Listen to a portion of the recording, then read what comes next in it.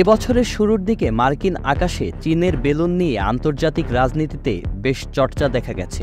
তবে এবার দক্ষিণ কোরিয়ায় মল ও আবর্জনা ভরা বস্তা বেলুনে বেঁধে পাঠিয়েছে উত্তর কোরিয়া।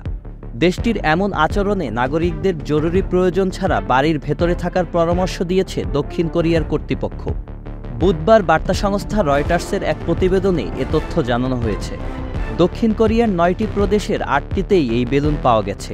বুধবার বিকেল পর্যন্ত ২৬০টিরও বেশি বেলুন শনাক্ত করা হয়েছে। এগুলোর বেশিরভাগই মাটিতে অবতরণ করেছে।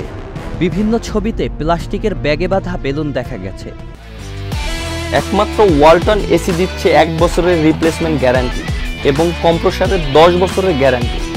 কিছু বেলুনের চারপাশে আবর্জনা ছড়িয়ে ছিটিয়ে থাকতে দেখা গেছে। তাছাড়া কিছু বেলুনে পশুর মলও পাওয়া গেছে। সেনাবাহিনী এ ধরনের কার্যকলাপকে আন্তর্জাতিক আইনের সুস্পষ্ট লঙ্ঘন বলে মন্তব্য করেছে। এটি জনগণের নিরাপত্তাকে হুমকির মুখে ফেলেছে। দেশটির কর্তৃপক্ষ আরও জানিয়েছে যে তারা এসব বেলুন বিশ্লেষণ করে দেখছে। উত্তর কোরিয়ার এমন আচরণে সতর্কতা জারি করেছে দক্ষিণ কোরিয়ার সামরিক বাহিনী।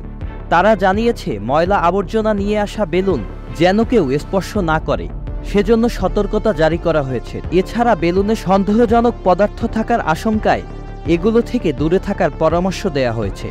অতীতে দক্ষিণ কোরিয়া থেকে উত্তর কোরিয়ায় লিফলেটের পাশাপাশি চকোপাইয়ের মতো নিষিদ্ধ বিভিন্ন বস্তু বেলুনে পাঠিয়েছে দেশটির অ্যাক্টিভিস্টরা।